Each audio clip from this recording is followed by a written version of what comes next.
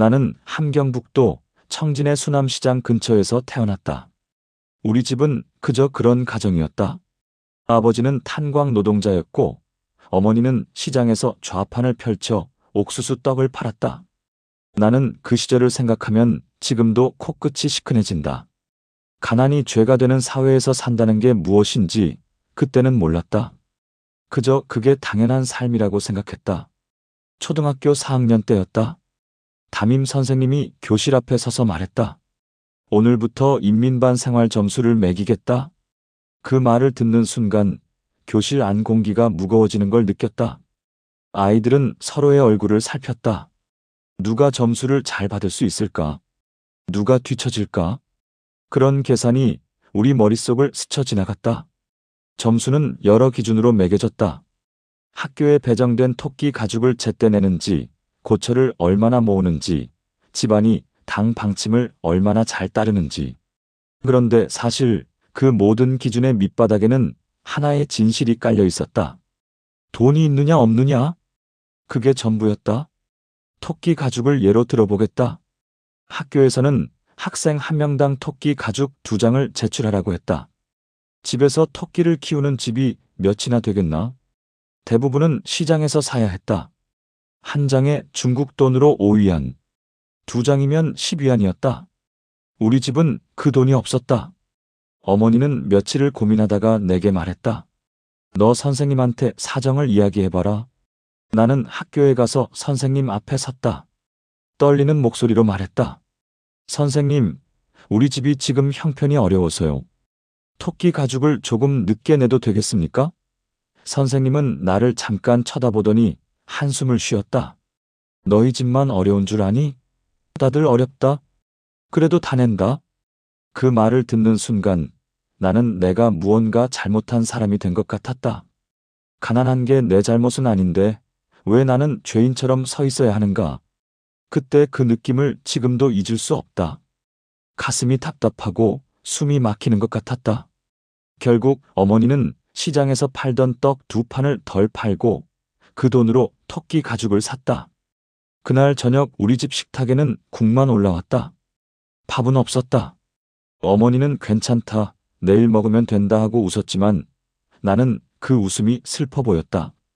가난하면 모든 게 죄가 되는 사회. 그게 북한이었다. 토끼 가죽 하나 못 내면 학교에서 점수가 깎였다. 점수가 깎이면 인민반에서 비판이 들어왔다. 비판이 들어오면 가족 전체가 주목받게 되었다. 우리 집은 항상 그렇게 주목받는 집이었다. 어느 날 밤 인민반장이 우리 집에 왔다. 아버지는 탄광에서 아직 돌아오지 않았고 어머니와 나만 집에 있었다. 인민반장은 방문을 열자마자 말했다. 동무, 이번 달 생활비 총화 못 들었나? 어머니는 고개를 숙였다. 죄송합니다. 이번 주에 꼭 참석하겠습니다. 인민반장은 방 안을 둘러보았다. 우리 집은 작았다. 방 하나, 부엌 하나. 그게 전부였다. 벽에는 김일성, 김정일 초상화가 걸려 있었고 그 아래에는 낡은 이불이 캐켜져 있었다. 인민반장은 한숨을 쉬며 말했다. 집안 형편이 어려운 건 알겠는데 그래도 규율은 지켜야지. 다른 집들도 다 어렵다. 어머니는 계속 고개를 숙이고 있었다. 나는 옆에서 그 모습을 보며 생각했다. 왜 우리는 항상 사과해야 하는가? 왜 우리는 항상 잘못한 사람처럼 구는가? 인민반장이 돌아간 뒤 어머니는 한참을 멍하니 앉아 있었다. 나는 어머니 옆에 앉아 물었다. 엄마, 우리가 뭘 잘못했어? 어머니는 내 머리를 쓰다듬으며 말했다. 잘못한 건 없어. 그냥 가난한 게 죄야. 그 말을 듣는 순간 나는 이 사회의 구조를 어렴풋이 이해하기 시작했다. 가난하면 모든 게 잘못이 된다. 토끼 가죽 못 내도 잘못, 생활총화 못 나가도 잘못, 집안이 깨끗하지 않아도 잘못. 가난은 그 자체로 죄였다. 학교에서도 마찬가지였다. 점심시간이 되면 아이들은 각자 도시락을 꺼냈다. 어떤 아이들은 흰쌀밥에 고기 반찬을 가져왔다. 어떤 아이들은 옥수수밥에 김치만 있었다. 나는 대부분 도시락을 가져오지 못했다. 집에 밥이 없는 날이 많았기 때문이다. 그럴 때면 나는 교실 뒤편에 앉아 있었다. 친구들이 밥 먹는 소리를 들으며 창밖을 바라보았다. 배가 고팠지만 더 힘든 건 그 시선이었다. 쟤는 또 도시락이 없네. 쟤네 집 진짜 어렵나 보다. 그런 소리가 들리는 것 같았다. 한 번은 반장 아이가 내게 다가왔다. 그 아이는 당 간부집 자식이었다. 너 점심 안 먹어? 나는 고개를 저었다. 배 안 고파? 그 아이는 고개를 갸우뚱하더니 말했다. 거짓말. 너 어제도 안 먹었잖아. 나는 대답하지 않았다. 그 아이는 자기 도시락을 내밀었다. 이거 먹어. 나 배불러. 나는 잠깐 망설였다. 받아야 하나 말아야 하나. 받으면 나는 동정받는 아이가 된다. 안 받으면 나는 계속 배고픈 아이로 남는다. 나는 결국 받았다. 그때의 굴욕감을 아직도 기억한다. 가난하면 선택권이 없어진다. 먹고 싶은 걸 먹을 수 없고, 입고 싶은 옷을 입을 수 없고, 하고 싶은 말을 할 수 없다. 항상 눈치를 봐야 하고, 항상 고개를 숙여야 한다. 그게 가난한 사람의 삶이었다. 중학교에 올라가면서 상황은 더 악화되었다. 학교에서는 돌격대라는 걸 조직했다. 농촌 지원, 건설 지원 같은 일을 하는 조직이었다. 문제는 그게 자원이 아니라 강제였다는 것이다. 그리고 돈 있는 집 아이들은 빠질 수 있었다. 어떻게 빠지느냐고? 간단했다. 돈을 내면 되었다. 건설 지원금이라는 명목으로 돈을 내면 돌격대에 안 가도 되었다. 한 번에 중국 돈 50위안. 우리 집으로서는 엄청난 돈이었다. 나는 돌격대에 배정되었다. 청진 외곽의 건설 현장으로 한 달간 가야 했다. 그곳에서는 아침 6시부터 저녁 8시까지 일했다. 돌을 나르고 시멘트를 옮기고 땅을 팠다. 손에는 물집이 잡혔고 허리는 끊어질 것 같았다. 그런데 같은 반 아이 중에 최성훈이라는 친구가 있었다. 그 친구 아버지는 무용일을 했다. 중국과 거래하는 사람이었다. 최성훈은 돌격대에 오지 않았다. 나중에 들으니 돈을 내고 빠졌다고 했다. 나는 건설 현장에서 삽질을 하며 생각했다. 왜 나는 여기 있고 최성훈은 집에 있는가? 우리가 무엇이 다른가? 능력의 차이인가? 노력의 차이인가? 아니다. 돈의 차이다. 그게 전부였다. 한 달 뒤 학교로 돌아왔을 때 나는 많이 여위어 있었다. 어머니는 내 모습을 보고 울었다. 미안하다. 엄마가 무능해서. 나는 어머니를 안으며 말했다. 엄마 잘못 아니야. 하지만 속으로는 생각했다. 이 사회에서 가난은 죄다. 그리고 우리는 죄인이다. 그 시절 우리 집은 항상 무언가에 쫓기는 것 같았다. 전기세, 물세, 인민반비. 이름은 그럴듯했지만 결국 다 돈이었다. 돈이 없으면 전기가 끊겼다. 전기가 끊기면 촛불로 지냈다. 물이 끊기면 공동 우물에서 길어왔다. 어느 겨울이었다. 난방이 끊겼다. 중앙난방 시스템이 작동하지 않았고 우리 집은 얼음장이 되었다. 나는 이불을 뒤집어 쓰고도 떨었다. 아버지는 나무를 구하러 나갔다가 밤늦게 돌아왔다. 젖은 나무였지만 그래도 태우면 조금은 따뜻해졌다. 옆집은 달랐다. 옆집은 시장에서 장사를 하는 집이었다. 돈이 좀 있었다.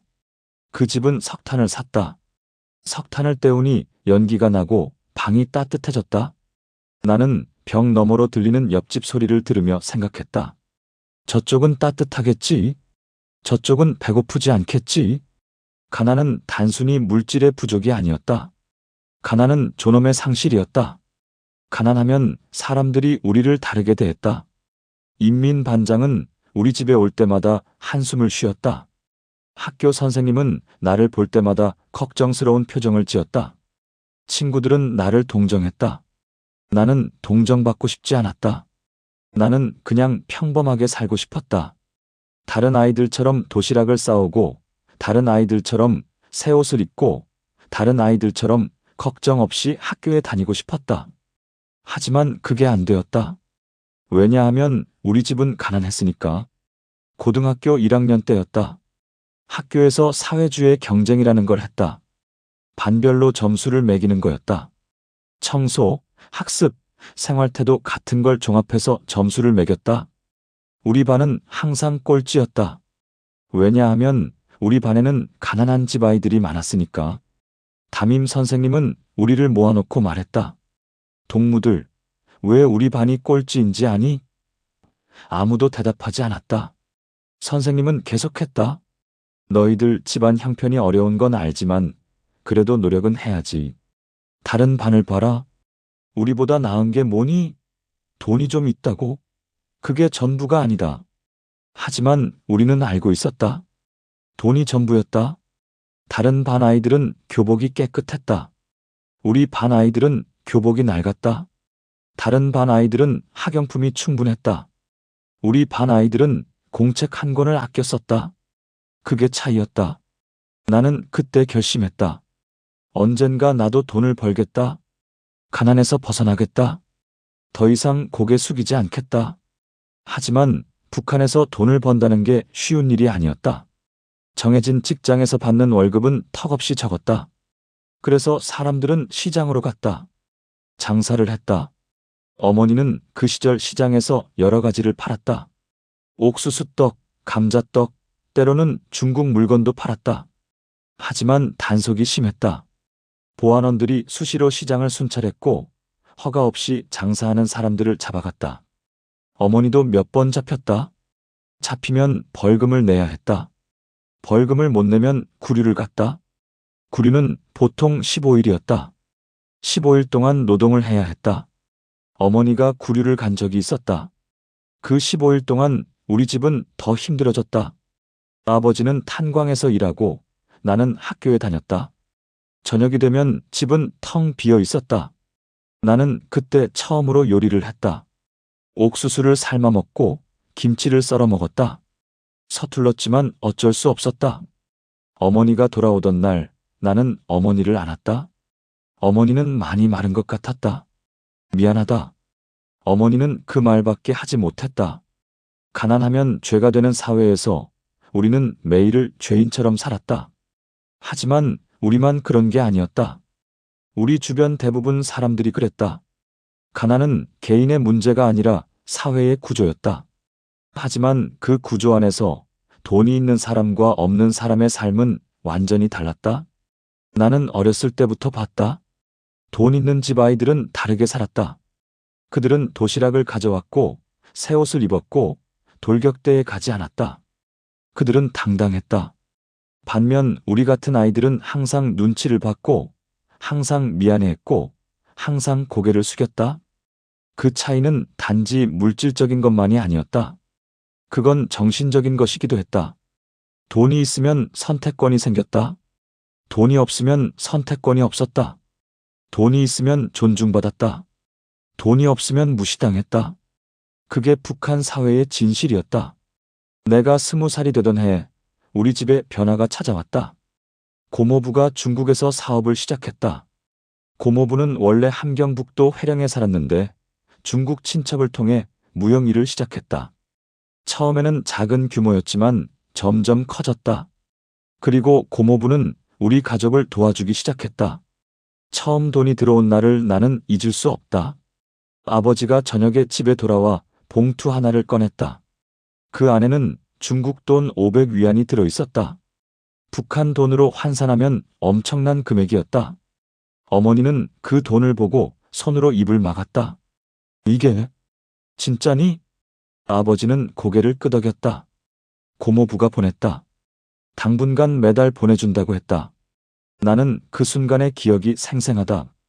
봉투 속 돈을 보며 든 생각? 이제 우리도 살 수 있겠구나. 그 안도감과 동시에 밀려오는 묘한 감정. 그건 희망이었고 동시에 두려움이었다. 왜 두려웠을까? 북한에서 돈이 생긴다는 건 단순히 좋은 일이 아니었다. 그건 주목받는 일이기도 했다. 사람들은 금방 눈치챘다. 누가 갑자기 잘 살게 되면 어디서 돈이 나왔는지 궁금해했다. 그리고 보안원들도 관심을 가졌다. 하지만 그 순간에는 그런 걱정보다 기쁨이 컸다. 어머니는 다음 날 바로 시장에 갔다. 오랜만에 쌀을 샀다. 흰 쌀이었다. 그리고 돼지고기도 조금 샀다. 그날 저녁 우리 집 식탁에는 흰쌀밥과 고기국이 올라왔다. 나는 그 밥을 먹으며 눈물이 날 뻔했다. 이런 밥을 먹은 게 얼마만인가. 돈이 생기자 가장 먼저 달라진 건 사람들의 태도였다. 인민반장이 우리 집에 왔을 때 평소와 다른 게 느껴졌다. 인민반장은 방에 들어서며 주변을 둘러봤다. 새로 산 이불이 눈에 띄었을 것이다. 그리고 부엌에서 나는 냄새, 고기 끓이는 냄새. 인민반장은 의자에 앉으며 말했다. 요즘 집안 형편이 좀 나아진 것 같은데? 어머니는 조심스럽게 대답했다. 친척이 좀 도와줬습니다. 인민반장은 고개를 끄덕였다. 그래, 그럼 이번 달 인민반비는 제때 낼 수 있겠네? 어머니는 고개를 숙였다. 예, 걱정 마십시오. 그 대화를 듣는 순간 나는 깨달았다. 돈이 있으면 대접이 달라진다. 인민반장은 더 이상 우리를 걱정스러운 눈으로 보지 않았다. 대신 계산하는 눈으로 봤다. 이 집에서 얼마를 받을 수 있을까? 그런 눈빛이었다. 학교에서도 변화가 있었다. 나는 그때 교원대학에 다니고 있었다. 교원대학은 선생님을 양성하는 곳이었는데 학비는 없었지만 생활비가 필요했다. 그동안 나는 생활비를 마련하지 못해 고생했다. 친구들에게 빌리기도 하고 때로는 끼니를 거르기도 했다. 하지만 돈이 생기고 나서는 달랐다. 나는 처음으로 월말에 친구들에게 밥을 샀다. 큰 음식은 아니었다. 그냥 시장에서 파는 국수였다. 하지만 친구들은 좋아했다. 야, 오늘 내가 쏘는 거야? 대단한데? 그들은 농담처럼 말했지만 나는 그 말 속에 담긴 의미를 알았다. 쟤도 이제 돈이 좀 있나 보네. 담임 교수님도 태도가 달라졌다. 예전에는 나를 볼 때마다 걱정스러운 표정이었다. 집안 형편은 어떠니? 밥은 잘 먹고 다니니? 그런 질문들이었다. 하지만 이제는 달랐다. 요즘 공부에 집중할 수 있겠구나. 좋은 일이 생긴 것 같은데? 그런 식이었다. 나는 처음에는 그게 좋았다. 더 이상 동정받지 않아도 되니까. 더 이상 미안해하지 않아도 되니까. 하지만 시간이 지나면서 깨달았다. 사람들의 태도가 달라진 건 내가 달라져서가 아니었다. 내 능력이 커져서도 아니었다. 단지 돈이 생겼기 때문이었다. 어느 날 기숙사에서 친구 하나가 내게 다가왔다. 야, 너 요즘 돈 좀 있지? 나는 조심스럽게 대답했다. 왜? 친구는 주변을 살피더니 작은 목소리로 말했다. 나 좀 빌려줄 수 있어? 다음 달에 꼭 갚을게. 나는 잠깐 망설였다. 빌려줘야 하나 말아야 하나. 결국 나는 빌려줬다. 중국 돈 20위안이었다. 친구는 고마워하며 갔다. 하지만 다음 달이 되어도 돈을 갚지 않았다. 내가 물어보니 미안해. 조금만 더 기다려줘 했다. 결국 그 돈은 돌아오지 않았다. 나는 그때 배웠다. 돈이 있으면 사람들이 달라붙는다는 걸. 집에서도 변화가 있었다. 친척들이 우리 집을 찾아오기 시작했다. 평소에는 연락도 없던 사람들이었다. 그들은 요즘 잘 지내냐 하며 왔다가 나갈 때쯤 되면 사실은 말이야 하고 돈 이야기를 꺼냈다. 어머니는 처음에는 다 들어줬다. 사촌 동생이 아프다고 하면 병원비를 보태줬고 먼 친척이 장사 미천이 없다고 하면 그것도 도와줬다. 하지만 점점 부담이 되었다. 고모부가 보내주는 돈은 한정되어 있었는데 나가는 돈은 계속 늘어났다. 아버지와 어머니는 밤에 이야기를 나눴다. 나는 옆방에서 그 대화를 들었다. 이러다가 우리도 다시 어려워지겠어. 하지만 친척인데 어떡해? 친척이라고 다 도와줄 순 없어. 우리도 살아야지. 그들의 목소리에는 고민이 묻어났다. 결국 어머니는 친척들에게 조심스럽게 말하기 시작했다. 우리도 형편이 넉넉하지 않아서 다음에 여유 있을 때. 그러면 친척들은 섭섭한 표정을 지었다. 그래, 알았어. 하고 돌아갔지만 그 후로 연락이 뜸해졌다. 돈이 있을 때만 찾아오는 사람들. 그게 현실이었다. 학교에서는 또 다른 변화가 있었다. 나는 이제 학급 일에 참여할 기회가 더 많아졌다. 학급 간부 선거가 있었는데 나는 생활부장으로 뽑혔다. 생활부장은 학급의 생활을 관리하는 역할이었다. 왜 나를 뽑았을까? 담임 교수님이 나중에 말해줬다. 내가 이제 학급을 이끌 수 있는 처지가 되었으니까. 무슨 뜻인지 나는 알았다. 생활부장이 되면 학급 활동비를 관리해야 했다.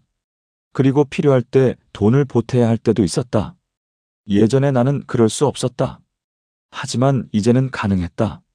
그래서 나를 뽑은 것이었다. 나는 생활부장으로서 학급 일을 했다. 청소 조직, 학습 점검, 생활태도 관리. 그런 일들이었다. 그런데 이상한 일이 생겼다. 같은 잘못을 해도 돈 있는 집 아이들은 넘어가는 경우가 많았다. 반면 가난한 집 아이들은 비판을 받았다. 한 번은 2명의 학생이 아침 조회에 늦었다. 한 명은 당 간부 집 아들이었고 다른 한 명은 일반 노동자 집 딸이었다.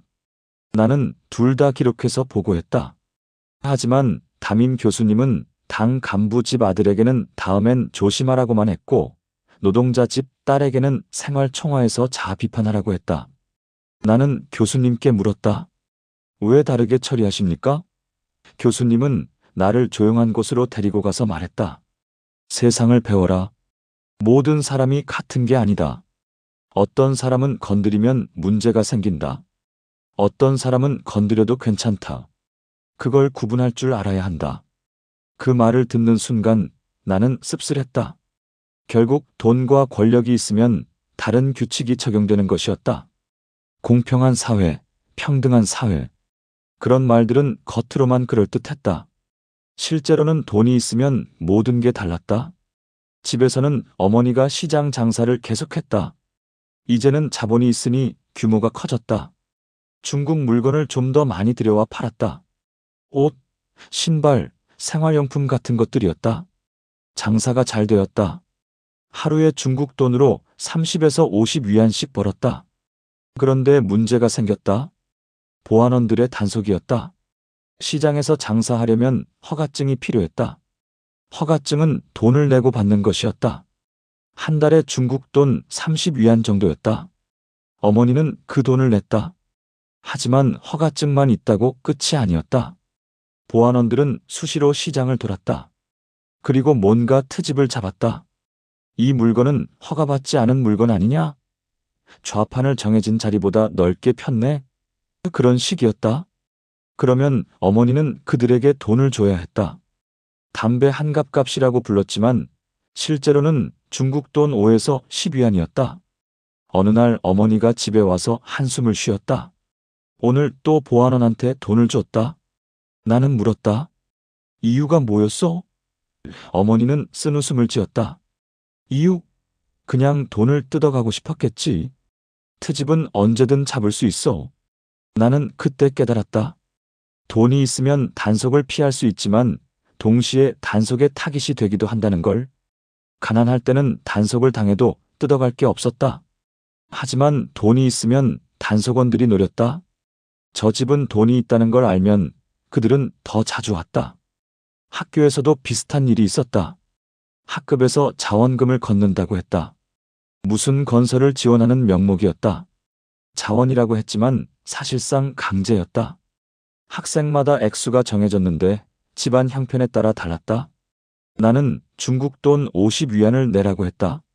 예전 같으면 엄두도 못 낼 액수였다. 하지만 이제는 낼 수 있었다. 나는 돈을 냈다. 그런데 옆 친구는 10위안만 내면 되었다. 나는 교수님께 물었다. 왜 저는 더 많이 내야 합니까? 교수님은 간단히 대답했다. 내가 낼 수 있으니까. 그 순간 나는 이해했다. 돈이 있으면 더 많이 요구받는다. 가난할 때는 동정받지만 여유가 생기면 착취당한다. 이게 북한 사회의 시스템이었다. 집으로 돌아가는 길에 나는 생각했다. 돈이 생기자 우리 삶이 나아졌나? 어떤 면에서는 그랬다. 밥을 굶지 않고 옷을 새로 사고 사람들에게 무시당하지 않았다. 하지만 다른 면에서는 더 복잡해졌다. 더 많은 요구, 더 많은 시선, 더 많은 부담. 어머니는 저녁 식사를 준비하며 말했다. 그래도 예전보단 낫다? 배고프던 때를 생각하면 나는 고개를 끄덕였다. 맞다. 배고픔보다는 낫다. 하지만 돈이 있어도 완전히 자유롭지는 않았다. 새로운 형태의 압박이 있었다. 그날 밤 나는 일기를 썼다. 일기장에는 이렇게 적었다. 돈이 생기면 사람들의 태도가 달라진다. 존중하는 것 같지만 사실은 계산하는 것이다. 우리에게서 무엇을 얻을 수 있을지 계산한다. 이게 이 사회의 진실이다. 돈이 생기고 1년쯤 지났을 때 우리 집에 중대한 일이 생겼다. 아버지가 탄광에서 다쳤던 기록 때문에 문제가 생긴 것이었다. 5년 전 아버지는 탄광 사고로 다리를 다쳤다. 그 후유증으로 아직도 다리를 조금 절었다. 당시 병원에서는 노동능력 3급 장애라고 판정했다. 북한에서 장애 등급은 중요했다. 3급 장애는 완전히 일을 못하는 건 아니지만 힘든 노동은 어렵다는 뜻이었다. 아버지는 그 판정 때문에 탄광의 가벼운 일로 배치되었다. 하지만 월급은 더 적었다. 그게 우리 집이 더 어려워진 이유 중 하나였다. 그런데 갑자기 탄광당 비서가 아버지를 불렀다. 아버지가 저녁에 집에 돌아와 말했다. 당 비서가 나한테 다시 채탄 작업을 하라고 했다. 어머니는 놀라서 물었다. 다리가 그런데 어떻게 채탄을 해? 그건 무리야. 아버지는 고개를 저었다. 나도 그렇게 말했지. 그런데 당 비서 말이 장애 등급이 잘못 나왔다는 거야. 나는 그 대화를 듣고 끼어들었다. 무슨 소리예요? 병원에서 판정한 건데? 아버지는 한숨을 쉬었다. 그게 당 비서 말로는 재평가를 하면 등급이 바뀔 수 있다는 거야. 그러면 다시 채탄 작업에 들어가야 한다고. 우리 가족은 그날 밤 심각한 대화를 나눴다. 채탄 작업은 위험했다. 특히 다리가 좋지 않은 아버지에게는 더 위험했다. 하지만 거부하면 어떻게 될까? 당 비서의 지시를 거부하는 건 큰 문제였다. 불순분자로 찍힐 수 있었다. 어머니가 조심스럽게 말했다. 혹시 돈으로 해결할 수 있지 않을까? 아버지는 어머니를 쳐다봤다. 무슨 뜻이야? 어머니는 천천히 설명했다. 시장에서 들은 이야기인데 장애 등급 같은 것도 돈을 주면 그대로 유지할 수 있다고 하더라. 병원 담당자한테 주는 거지. 나는 그 말을 듣고 놀랐다. 공식 기록까지 돈으로 바꿀 수 있다는 건가? 아버지는 잠시 침묵했다. 그리고 말했다. 얼마나 들까? 어머니는 대답했다. 아마 중국 돈 100위안 정도?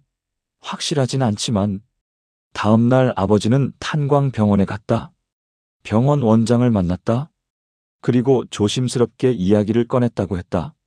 원장 동무, 제 장애 등급 문제인데요.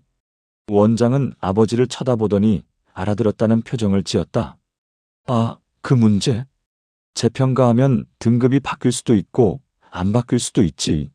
아버지는 봉투를 꺼냈다. 안에는 중국 돈 100위안이 들어있었다. 제가 병원에 늘 신세를 지고 있습니다. 이건 작은 감사의 표시입니다. 원장은 봉투를 받아 서랍에 넣었다. 그래, 재평가는 필요 없을 것 같네. 기존 등급이 정확하니까. 그렇게 아버지의 장애 등급은 유지되었다. 아버지는 계속 가벼운 일을 할 수 있었다. 집에 돌아와 아버지는 말했다. 됐다. 등급은 그대로야. 어머니는 안도의 한숨을 쉬었다. 하지만 나는 복잡한 감정이 들었다. 돈으로 기록을 바꾼다? 아니, 정확히 말하면 기록이 바뀌지 않도록 돈을 쓴다. 이게 맞는 일인가? 하지만 돈을 안 썼다면 어떻게 됐을까? 아버지는 위험한 채탄 작업을 해야 했을 것이다. 그리고 또 다칠 수도 있었다. 그렇게 생각하니 어쩔 수 없었다는 생각도 들었다. 그 이후로 나는 북한 사회의 또 다른 면을 보게 되었다. 공식 기록, 공식 절차, 공식 제도. 그 모든 것이 절대적이지 않았다. 돈이 있으면 바꿀 수 있었다. 아니, 정확히 말하면 협상할 수 있었다. 학교에서도 비슷한 일이 있었다. 내 친구 하나가 졸업 배치를 앞두고 있었다. 졸업 배치는 교원 대학을 졸업한 후 어디로 발령받는지 정하는 거였다. 그 친구는 청진 시내 학교로 가고 싶어 했다. 하지만 배치 명단에는 산간 지역 학교로 되어 있었다. 친구는 절망했다. 산간 지역에 가면 끝이야. 거기서는 평생 나올 수 없어. 산간 지역 학교는 조건이 열악했다. 교통도 불편하고 생활도 어려웠다. 한 번 가면 나오기 힘들었다. 친구는 며칠을 고민하더니 결심한 듯 보였다. 일주일 후 친구가 내게 말했다. 됐어. 배치가 바뀌었어. 나는 놀라서 물었다. 어떻게? 친구는 주변을 살피더니 작은 목소리로 말했다. 담당 교수님한테 좀 드렸어. 나는 눈치챘다. 돈을? 친구는 고개를 끄덕였다. 중국 돈 200위안. 많이 들었지만 어쩔 수 없었어. 그 이야기를 듣고 나는 생각했다. 졸업 배치까지 돈으로 바뀐다. 공식적으로는 학업 성적과 당성에 따라 배치한다고 했다. 하지만 실제로는 돈이 중요했다. 돈이 있으면 좋은 곳으로 갈 수 있었다. 돈이 없으면 원하지 않는 곳으로 가야 했다. 집에 돌아와 그 이야기를 했더니 어머니가 말했다. 세상이 다 그래. 돈이면 안 되는 게 없어. 아버지도 동의했다. 탄광도 마찬가지야. 좋은 작업반에 들어가려면 돈을 써야 해. 안 그러면 위험한 곳으로 가게 돼. 나는 점점 이 시스템을 이해하게 되었다. 북한 사회는 표면적으로는 사회주의, 평등, 공정을 말했다. 하지만 실제로는 돈이 모든 걸 좌우했다. 공식 기록도, 공식 배치도, 공식 판정도 다 돈으로 바뀔 수 있었다. 몇 달 후 우리 집에 또 다른 문제가 생겼다. 인민반에서 성분 조사를 한다는 것이었다. 성분은 가족의 사회적 배경을 의미했다. 혁명 가족인지, 일반 노동자 가족인지, 아니면 나쁜 성분인지. 이게 북한에서는 매우 중요했다. 우리 집 성분은 원래 노동자였다. 나쁘지도 좋지도 않은 중간이었다. 그런데 인민반장이 와서 말했다. 이번 조사에서 성분이 좀 낮아질 수도 있겠어. 어머니는 놀라서 물었다. 왜요? 우리 집이 뭘 잘못했습니까? 인민반장은 애매하게 말했다. 잘못한 건 없는데 최근에 중국 친척 관계가 문제가 될 수 있어. 중국과 연결된 집은 조심스럽게 봐야 한다고 위에서 지시가 내려왔거든. 어머니는 얼굴이 하얘졌다. 성분이 낮아지면 자식들의 미래가 막혔다. 대학 진학, 당 입당, 좋은 직장 배치, 모든 게 어려워졌다. 그날 밤 부모님은 심각한 대화를 나눴다. 어떡하지? 성분이 낮아지면 아이들이. 나는 옆방에서 그 대화를 들으며 불안했다. 고모부가 우리를 도와준 게 오히려 독이 되는 건가? 며칠 후 어머니가 인민반장을 따로 만났다.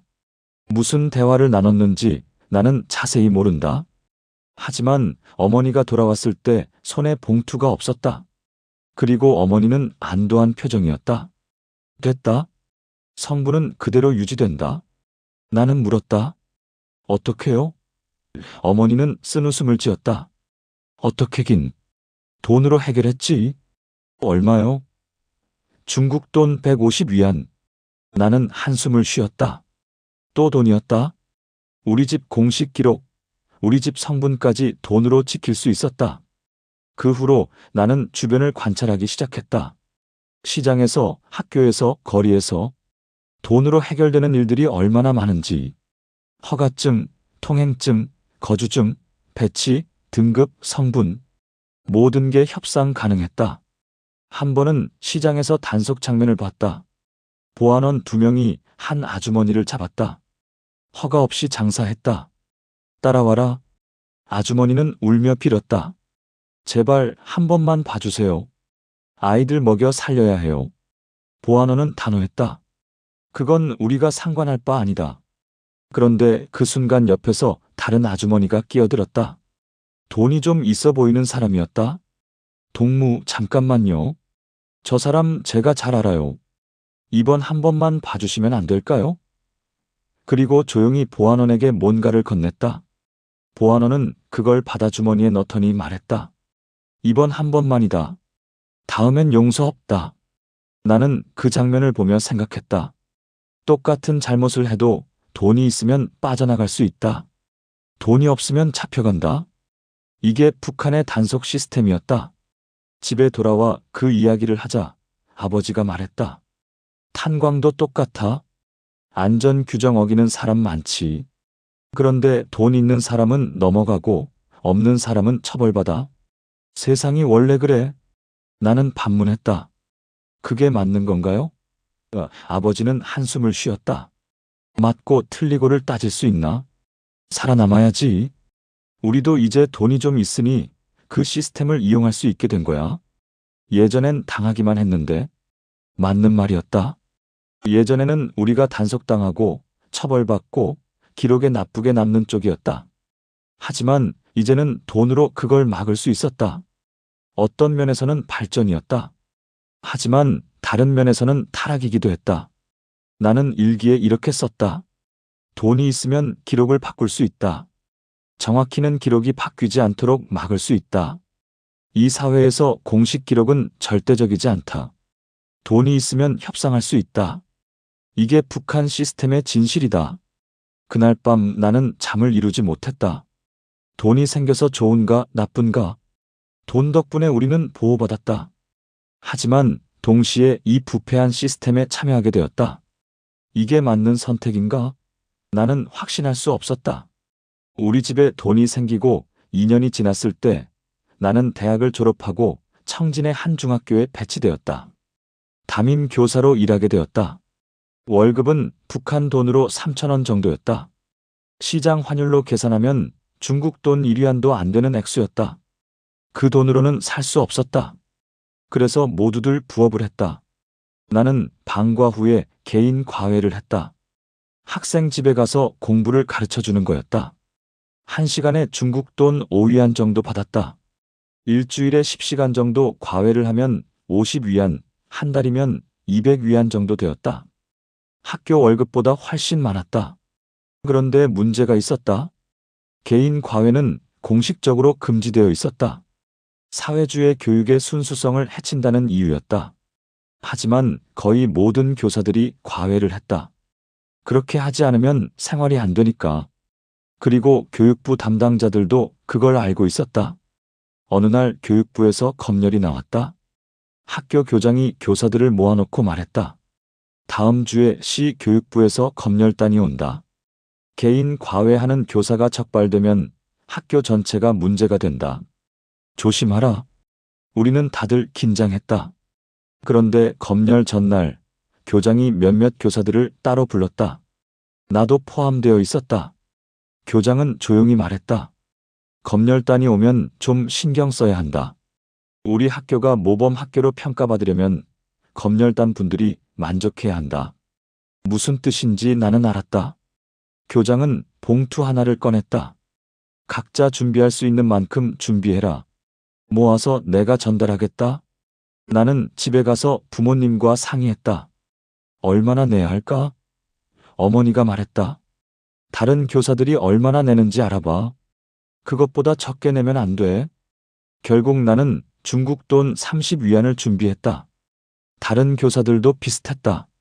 교장은 그걸 모아서 검열단에 전달했을 것이다. 검열 당일 검열단 3명이 왔다. 학교를 둘러보고 서류를 확인하고 몇몇 교사들과 면담을 했다. 검열은 순조롭게 끝났다. 검열단은 모범적으로 운영되고 있다고 평가했다. 개인 과외에 대한 언급은 전혀 없었다. 검열단이 떠난 후 교장은 교사들에게 말했다. 수고했다. 우리 학교가 모범 학교로 인정받았다. 교사들은 안도했다. 그날 저녁 집에 돌아와 나는 생각했다. 우리가 산 건 뭘까? 안전이었다. 개인 과외를 계속할 수 있는 안전. 문제가 되지 않을 안전. 그리고 검열단의 침묵. 그들이 보고도 못 본 척하는 침묵. 학교에서만 그런 게 아니었다. 시장에서도 마찬가지였다. 어머니는 계속 장사를 했는데 매달 단속 비용이 들어갔다. 보안원들에게 주는 돈, 시장 관리원들에게 주는 돈. 그걸 다 합치면 한 달에 중국 돈 100위안 정도였다. 한 번은 어머니가 단속 비용을 못 낸 적이 있었다. 그 달은 장사가 잘 안 되어서 여유가 없었다. 보안원이 와서 말했다. 이번 달 거는?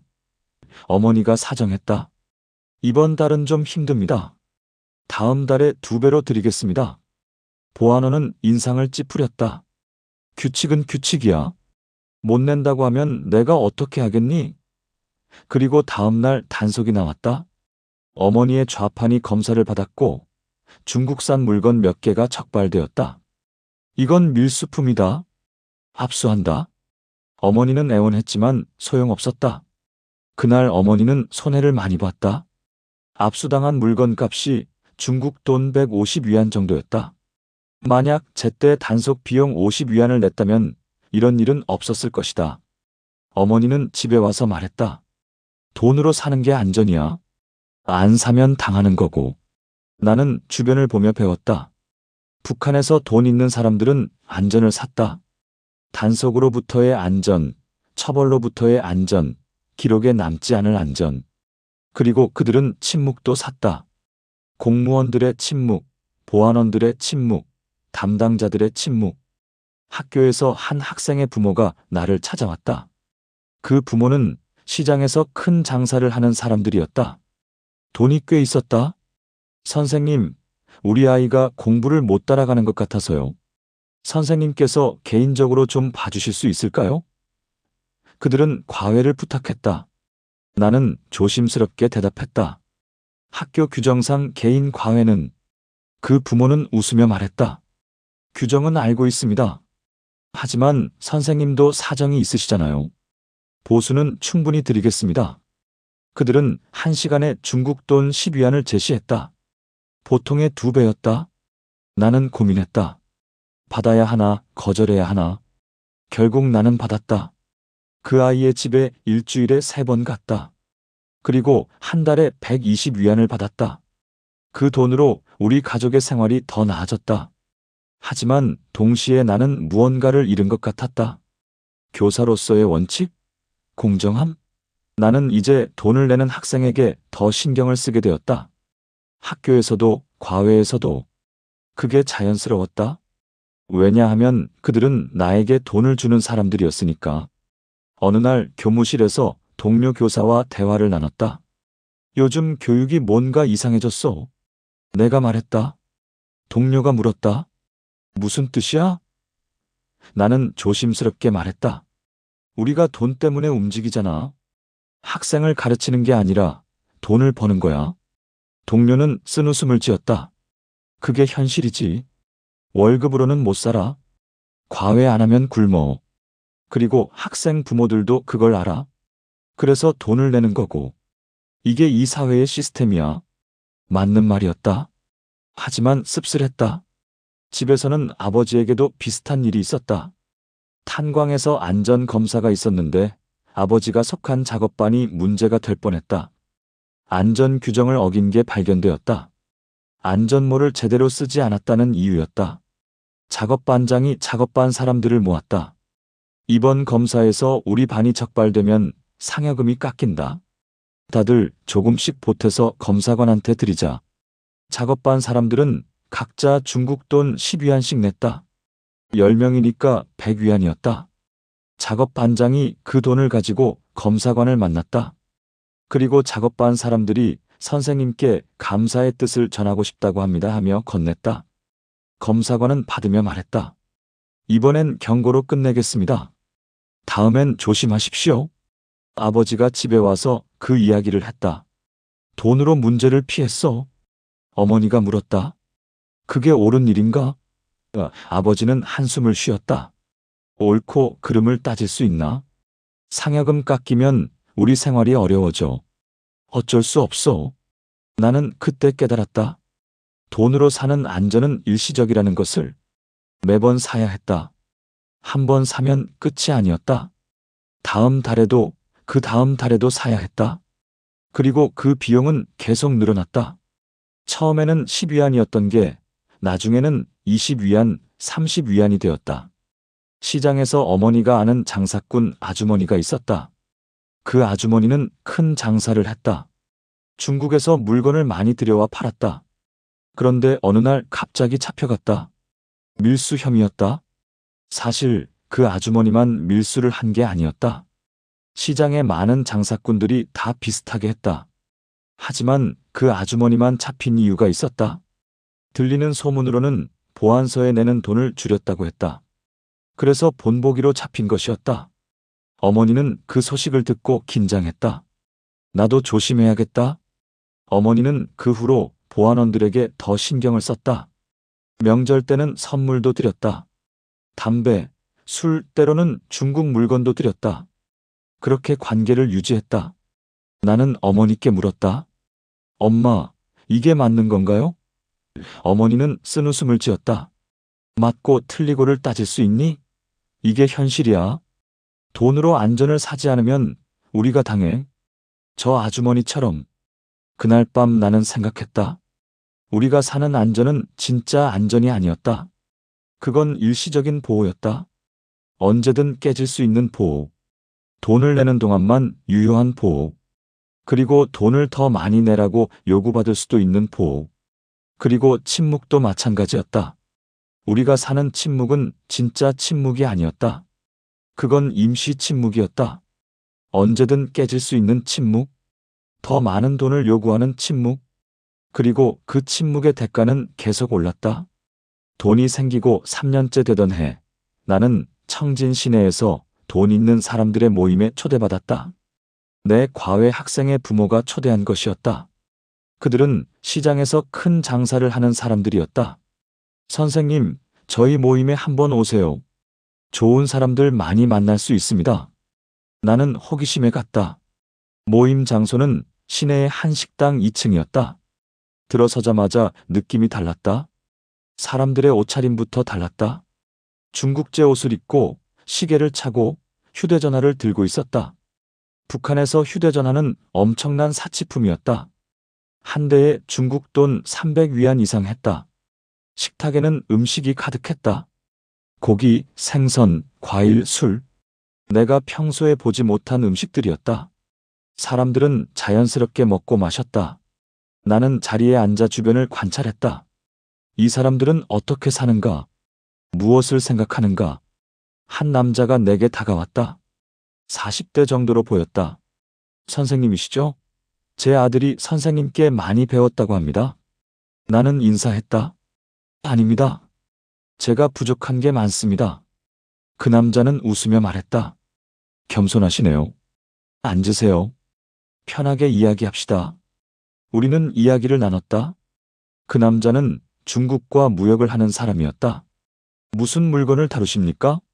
내가 물었다. 여러 가지죠.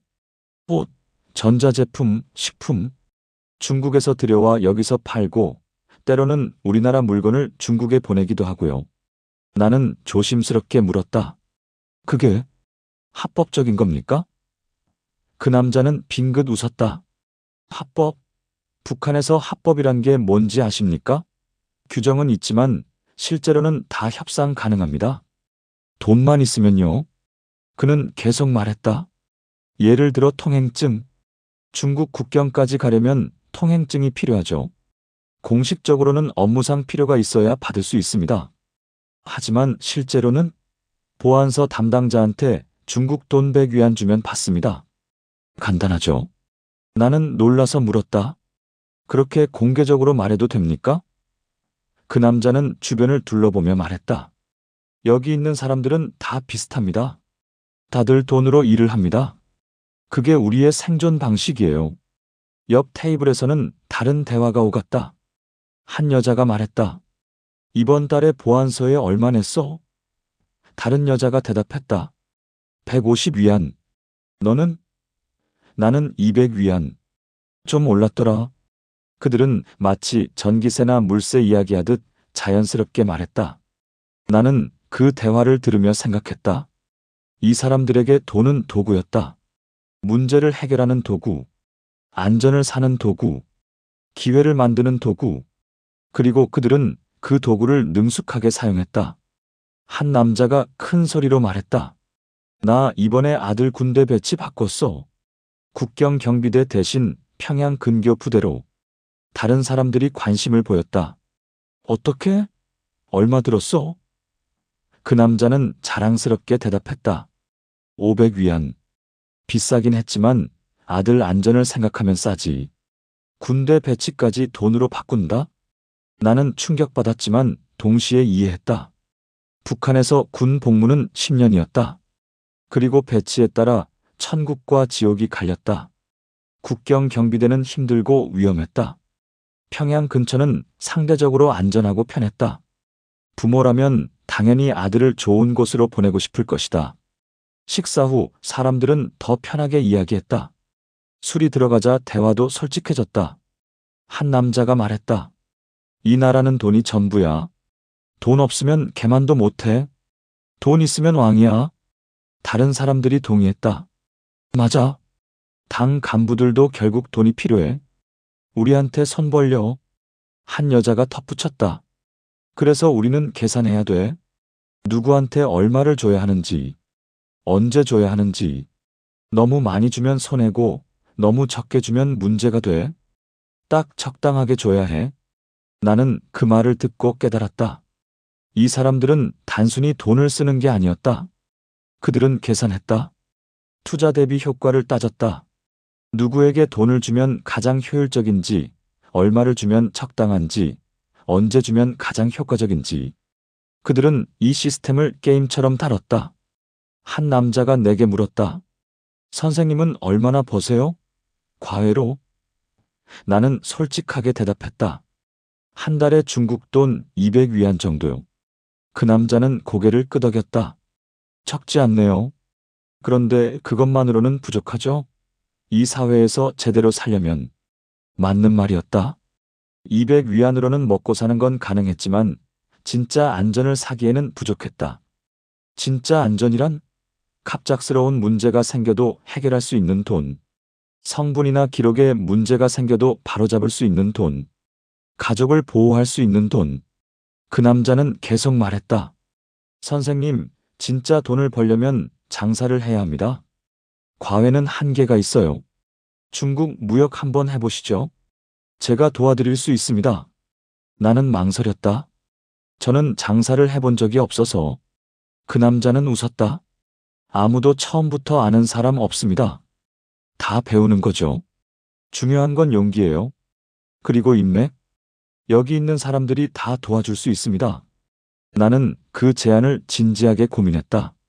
집에 돌아와 부모님과 상의했다. 무역을 해볼까 생각 중이에요. 아버지는 걱정스러운 표정이었다.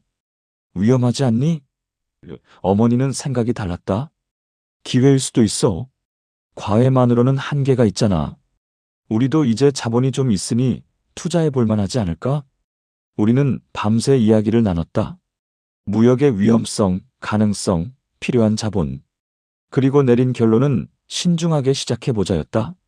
나는 그 모임의 남자에게 연락했다. 도와주신다면 작은 규모로 시작해보고 싶습니다. 몇 주 후 나는 첫 무역을 시작했다. 중국 돈 500위안을 투자해서 의류를 들여왔다. 그리고 시장에서 팔았다. 이익은 150위안 정도였다. 많지 않았지만 시작이었다. 그런데 문제가 생겼다. 보안서에서 연락이 왔다. 무역하려면 허가가 필요하다. 나는 당황했다. 허가? 어떻게 받는가? 그 남자가 알려줬다. 보안서 담당자한테 가세요. 그리고 중국 돈 100위안 주면 허가증 나옵니다. 나는 보안서에 갔다. 담당자를 만나 조심스럽게 말했다. 무역 허가를 받고 싶은데요. 담당자는 서류를 꺼내며 말했다. 신청서 작성하세요. 그리고 수수료가 있습니다. 나는 봉투를 건넸다. 안에는 100위안이 들어있었다. 일주일 후 허가증을 받았다. 종이 한 장이었다. 거기에는 내 이름과 무역 허가라는 문구가 적혀 있었다. 그 종이 한 장을 받기 위해 100위안을 썼다. 하지만 그 종이가 있으면 단속을 피할 수 있었다. 나는 합법적으로 무역을 하는 사람입니다. 그렇게 주장할 수 있었다. 무역을 하면서 나는 더 많은 것을 배웠다. 이 사회에서 돈 있는 사람들이 어떻게 사는지. 그들은 끊임없이 계산했다. 누구한테 얼마를 줘야 하는지, 어떤 관계를 유지해야 하는지, 어떤 위험을 피해야 하는지. 그들은 또한 네트워크를 만들었다. 서로 도왔다. 정보를 공유했다. 보안서에 새로운 담당자가 왔다더라. 저 사람은 얼마를 원할까? 시장 단속이 강화된다는 소문이 있다. 조심해야 해. 이런 정보들이 실시간으로 공유되었다. 나는 그 네트워크의 일원이 되었다. 그리고 배웠다. 돈 있는 사람들의 계산법을. 그들은 감정으로 움직이지 않았다. 계산으로 움직였다. 이게 이득인가, 손해인가? 이 관계가 필요한가, 불필요한가? 냉정하게 판단했다. 어느 날 모임에서 한 남자가 말했다. 우리는 이 시스템을 만든 사람들이 아니야. 하지만 이 시스템 안에서 살아남아야 해. 그러려면 계산해야 해. 머리를 써야 해. 그게 우리가 할 수 있는 전부야. 맞는 말이었다. 우리는 시스템을 바꿀 수 없었다. 하지만 시스템을 이용할 수는 있었다. 돈으로. 그리고 그 방법을 아는 사람과 모르는 사람의 삶은 완전히 달랐다. 무역을 시작한 지 1년이 지났다. 나는 이제 한 달에 중국 돈 500위안 정도를 벌었다. 교사 월급과 과외, 그리고 무역 수입을 합치면 꽤 괜찮은 금액이었다. 우리 집 생활은 많이 나아졌다. 쌀밥을 먹고 고기를 먹고 새 옷을 샀다. 하지만 이상하게도 나는 불안했다. 돈이 있는데도 불안했다. 왜 그럴까? 처음에는 이유를 몰랐다. 그런데 시간이 지나면서 깨달았다. 이 안전은 진짜 안전이 아니었다. 언제든 무너질 수 있는 안전이었다. 어느 날 아침 시장에서 큰 단속이 있었다. 보안원들이 갑자기 나타나 무역업자들을 잡아갔다. 평소와 달랐다. 평소에는 돈을 받고 넘어갔는데 그날은 달랐다. 무조건 잡아갔다. 어머니도 잡혀갔다. 나는 급히 보안서로 갔다. 제 어머니가 잡혀왔는데요. 담당자는 차갑게 말했다. 밀수 혐의다.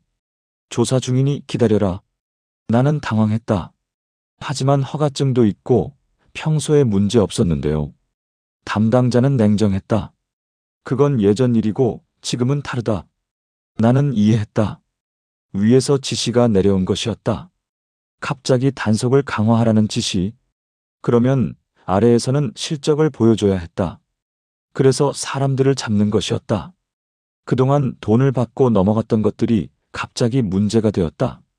나는 며칠 동안 보안서를 드나들었다. 담당자를 만나고 상급자를 만나려 했다. 그리고 돈을 썼다. 많이 썼다. 어머니를 빼내기 위해 중국 돈 300위안을 썼다. 나에게는 큰 돈이었다. 하지만 어쩔 수 없었다. 일주일 후 어머니가 풀려났다. 집에 온 어머니는 많이 지쳐 보였다. 어땠어? 내가 물었다. 어머니는 한참 동안 말이 없었다. 그리고 천천히 말했다. 무서웠다. 언제든 다시 잡힐 수 있다는 게. 그날 밤 나는 잠을 이루지 못했다. 돈이 있어도 우리는 안전하지 않았다. 언제든 잡힐 수 있었다.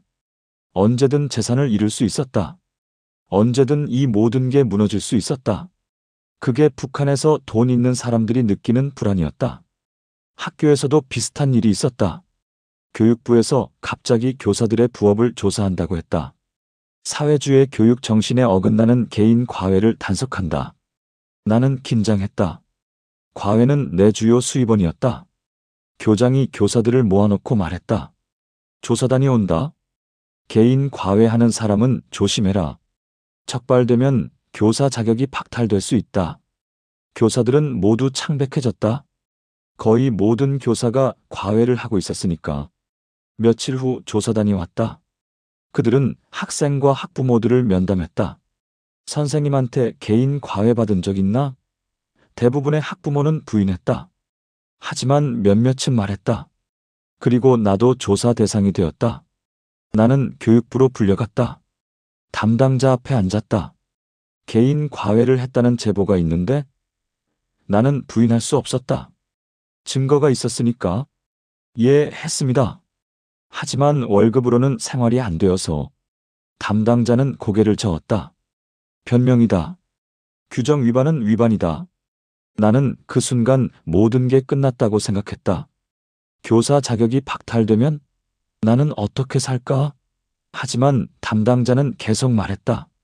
하지만 초범이고 사정이 있는 것 같으니 이번 한 번만 봐주겠다. 대신 시정 조치를 취해야 한다. 시정 조치? 무슨 뜻인지 나는 알았다. 담당자는 조용히 말했다. 교육부 발전 기금에 기부하면 어떻겠나? 나는 물었다. 얼마요? 중국 돈 200위안 정도면 적당하겠다. 나는 집에 가서 돈을 가져왔다. 그리고 봉투에 넣어 건넸다. 담당자는 서랍에 넣으며 말했다. 좋다. 이제 이 건은 마무리됐다. 앞으로 조심하라. 나는 고개를 숙이고 나왔다. 집으로 돌아가는 길에 나는 생각했다. 또 돈으로 해결했다. 하지만 이게 해결인가? 문제는 사라진 게 아니었다. 단지 미뤄진 것뿐이었다. 언제든 다시 문제가 될 수 있었다. 그리고 그때는 더 많은 돈이 필요할 것이었다. 무역 모임에서 한 남자가 술에 취해 말했다. 우리는 줄타기를 하는 거야. 돈을 벌어야 하지만 너무 눈에 띄면 안 돼. 안전해야 하지만 완전히 안전할 수는 없어. 이게 우리의 삶이야. 다른 사람이 동의했다. 맞아. 나도 항상 불안해. 집에 돈을 숨겨놨는데 집에 수색이 들어오면 어떡하나.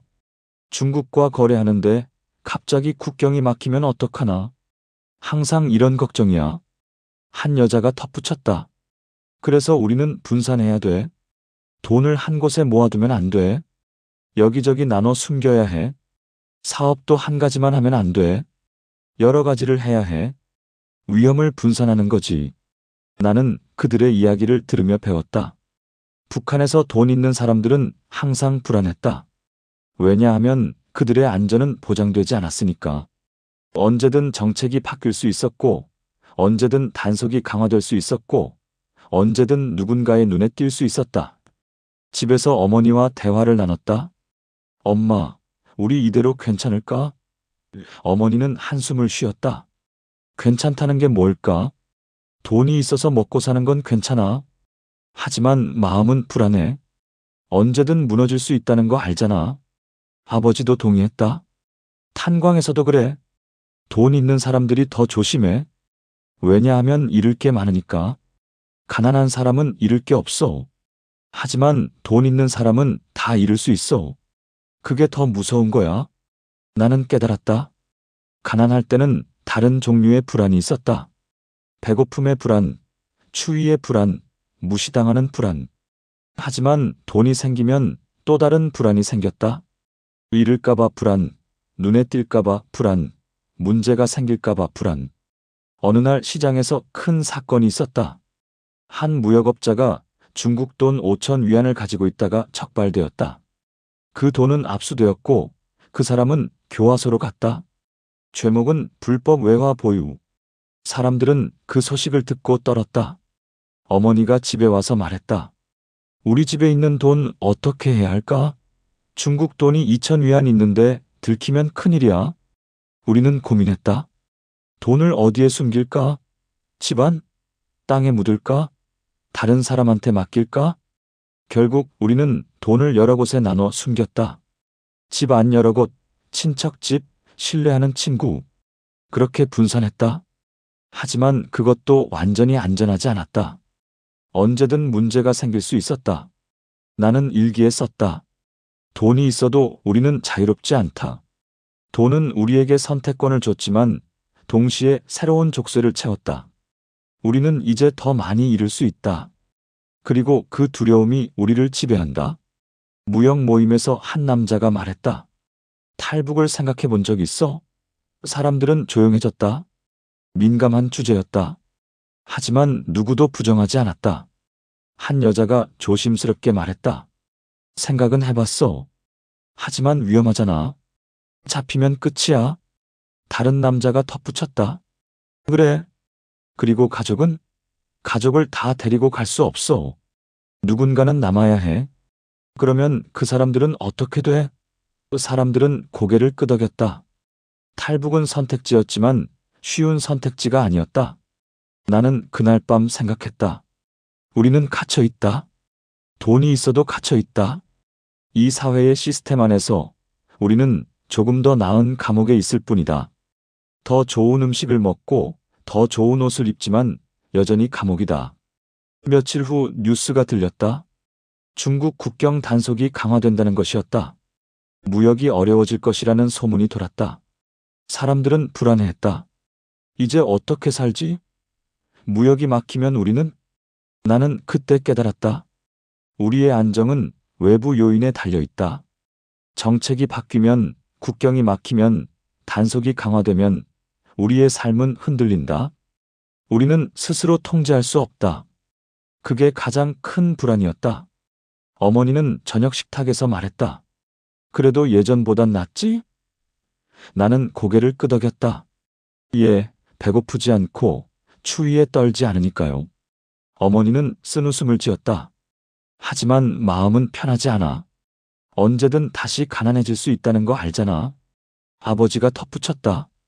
이게 우리가 선택한 삶이야. 아니, 선택할 수 있었던 최선의 삶이야. 완벽하지 않지만 이게 우리가 할 수 있는 전부야. 나는 그날 밤 창밖을 바라봤다. 청진의 밤거리는 어두웠다.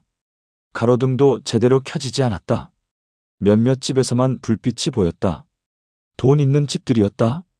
그들은 발전기를 돌려 전기를 만들었다. 그렇게 어둠 속에서 작은 불빛을 밝혔다. 우리 집도 그런 불빛 중 하나였다. 어둠 속에서 작은 불빛. 완전히 밝지는 않지만 그래도 어둠보다는 나았다. 하지만 그 불빛은 언제든 꺼질 수 있었다. 바람이 불면, 비가 오면, 연료가 떨어지면 나는 생각했다. 북한에서 돈이 생기면 무엇이 바뀌는가? 물질적으로는 많은 게 나아진다. 밥을 먹고 옷을 입고 사람들에게 존중받는다. 하지만 정신적으로는 새로운 불안이 생긴다. 잃을까봐, 눈에 띌까봐, 문제가 생길까봐. 그리고 도덕적으로는 우리는 부패한 시스템에 참여하게 된다. 돈으로 단속을 피하고, 돈으로 기록을 바꾸고, 돈으로 침묵을 산다. 우리는 피해자인 동시에 공범자가 된다. 하지만 어쩔 수 없다. 이게 북한 사회의 현실이다. 살아남으려면 이 게임을 해야 한다. 규칙을 배우고, 돈을 쓰고, 관계를 만들고, 위험을 관리해야 한다. 그게 우리가 할 수 있는 전부다. 나는 일기의 마지막 페이지에 썼다. 북한에서 돈이 있으면 생기는 변화. 그건 단순히 더 나은 삶이 아니다. 그건 다른 종류의 삶이다. 더 복잡하고, 더 불안하고, 더 위태로운 삶. 하지만 그래도 선택할 만한 가치가 있는 삶. 왜냐하면 대안이 없으니까. 창밖을 보니 동이 트고 있었다. 새로운 하루가 시작되었다. 나는 침대에서 일어나 준비를 했다. 학교에 가야 했다. 과외를 해야 했다. 무용일을 확인해야 했다. 보안서에 갈 돈을 챙겨야 했다. 이게 내 삶이었다. 돈이 있어도 불안한 이유. 그건 이 사회가 우리에게 진짜 안전을 주지 않기 때문이다. 돈으로 일시적인 보호를 살 수 있지만 영구적인 안전은 없다. 우리는 매일 줄타기를 한다. 그리고 언제 떨어질지 모른다. 하지만 그래도 우리는 계속한다. 왜냐하면 멈출 수 없으니까. 뒤로 갈 수도 없고 앞으로만 갈 수 있다. 불안하지만 계속 걷는다. 그게 북한에서 돈 있는 사람들이 사는 방식이다.